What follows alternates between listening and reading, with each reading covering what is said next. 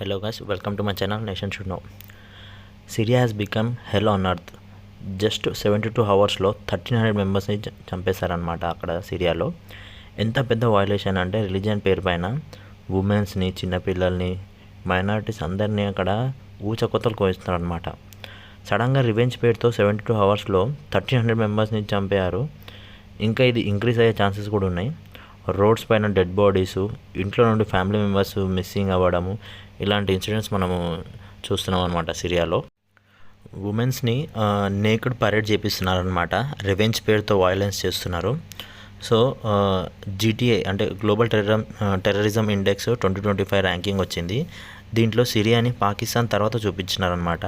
సిరియాలో terrorism ఉన్న పాకిస్తాన్ కంటే తక్కువ చూపిస్తున్నారనమాట. ఇది according to global terrorism index అనమాట. సో పాకిస్తాన్లో యునైటెడ్ నేషన్ డెసిగ్నేటెడ్ చేసిన టెర్రరిస్టు ఓపెన్గా తిరుగుతున్నారు. 1000 కంటే ఎక్కువ టెర్రరిజం రిలేటెడ్ డెత్స్ అయినాయి అనమాట 2024లో. మీకు ఈజీగా అర్థమయ్యేటట్టు చెప్తాను వినండి. ఇది సిరియా, దీని పక్కనే ఇజ్రాయెల్ ఉంటుంది, బార్డర్ అనుకొని లెబనాన్, జార్డన్ అండ్ ఇరాక్ అనమాట. సో దీని పాపులేషన్ వచ్చేసి 2.40 lakhs అనమాట. అంటే 2 crores, ఆల్మోస్ట్ 36 అంటే ఆల్మోస్ట్ 40 crores ఉంటుంది 2023 ప్రకారం, సర్వే ప్రకారం. ఇందులో 74% సున్నీ ఇస్లామిక్ ఫెయిత్ సంబంధించిన వాళ్ళు ఉంటారండి, ముస్లిమ్స్. ఈ 12% అలవైట్ ముస్లిమ్స్ కూడా సున్నీ ముస్లిమ్స్ వాళ్ళే అనమాట. 11% క్రిస్టియన్స్ ఉంటారు అండ్ 3% అదర్స్. ఈ 12%, 11%, 3% పాపులేషన్ మాత్రం మైనారిటీస్ అనమాట ఆ కంట్రీలో, సిరియాలో. అయితే 10 నుంచి 20 years నుంచి ఈ అలవైట్ ముస్లిమ్స్ సిరియన్స్లో ఎవరైతే ఉన్నారో వాళ్ళు గవర్నమెంట్ జాబ్స్లో, బిజినెస్లో ఇంపార్టెంట్ పోస్ట్ వీళ్ళు ఉంటుండే అనమాట. మీరు బషర్ అల్ అసద్ పేరు విని ఉంటారు. ఆయన ఇంతకుముందు సిరియన్ లీడర్ అనమాట. అయితే జో బైడెన్ యూఎస్ఏలో ప్రెసిడెంట్ ఉన్నప్పుడు ఈయన యూఎస్ఏ పవర్ నుంచి దిగాలని చెప్పి సిరియాలో టెర్రరిస్ట్ గ్రూప్లన్నీ సపోర్ట్ చేసిండే అనమాట జో బైడెన్. అయితే ఆ తర్వాత బషర్ అల్ అసద్ ఆయన ఏమంటారు గవర్నమెంట్ పడిపోగానే ఇక ఆయన ఏం చేసిండంటే రష్యాకి వెళ్ళిపోయాడు అనమాట. సిరియా నుంచి రష్యాకి వెళ్ళిపోయాడు ఆయన ఫ్యామిలీతో పాటు. ఇప్పుడు ప్రజెంట్ అయిన ఫ్యామిలీతో రష్యాలోనే ఉంటుండు. రష్యా ఇంకా కొన్ని కంట్రీస్ సంజాయించినాయి అనమాట జో బైడెన్కి, సిరియాలో డెమోక్రసీ ఉండాలి, టెర్రరిజం యాక్టివిటీస్ అనేది జరగవద్దు. So Bashar al Assad government టెర్రరిజంని ఆపుతుంది అండ్ లేకపోతే ఈ కంట్రీ వేరే గ్రూప్స్ చేతులలోకి వెళ్ళిపోతుంది అనమాట. లైక్ ఇప్పుడు ప్రజెంట్ ఉన్నది హెచ్టిఎస్ అనేది హయాత్ తెహరీర్ అల్ షామ్ అనేది వీళ్ళ గ్రూప్ అనమాట. వాళ్ళు రూల్ చేస్తున్నారు అనమాట ప్రజెంట్. వీళ్ళు మొత్తం సున్నీ ముస్లిం సంబంధించిన వాళ్ళండి. సో వీళ్ళ లీడర్స్ కూడా సున్నీ ముస్లిం సంబంధించిన వాళ్ళే. అయితే బషర్ అల్ అసద్ అనేటైన మాత్రం అలవైట్ కమ్యూనిటీకి సంబంధించిన ఆయన.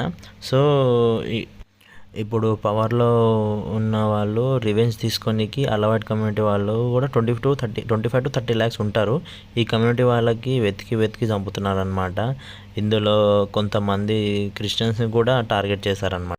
అయితే 1 month బ్యాక్ తుల్సీ గాబార్డ్ కూడా యుఎస్ పార్లమెంట్లో చెప్పింది సిరియాలో టెర్రరిస్ట్ యాక్టివిటీస్ ఎక్కువ అవుతున్నాయని. సో తుల్సీ గాబార్డ్ ఎవరో కాదు, డైరెక్టర్ ఆఫ్ నేషనల్ ఇంటెలిజెన్స్ అనమాట యుఎస్ఏలో. జో బైడెన్కి చాలాసార్లు చెప్పిందనమాట. ఆమె చాలాసార్లు చెప్పింది కూడా బషర్ అల్ అసద్ని జరపొద్దు, అప్పుడు ల్యాక్స్ ఆఫ్ మైనారిటీస్ తగ్గిపోతారు అనేసి. సో మీకు ఒక వీడియో క్లిప్ చూపిస్తాను ఆమె మాట్లాడడం పార్లమెంట్, ఒకసారి వినండి ఒకసారి. Islamist extremist who is now in charge of Syria, as I said, who danced on the streets to celebrate the 9/11 attack, who ruled over Idlib with an Islamist extremist governance, and who has already begun to persecute and kill and arrest religious minorities like Christians in Syria. I understand. Why that should be acceptable to anyone is beyond me. It It's certainly not in our interests. I appreciate. ఇప్పుడు HTS అనే కొత్త government వచ్చింది, Joe Biden support చేశారు కాబట్టి.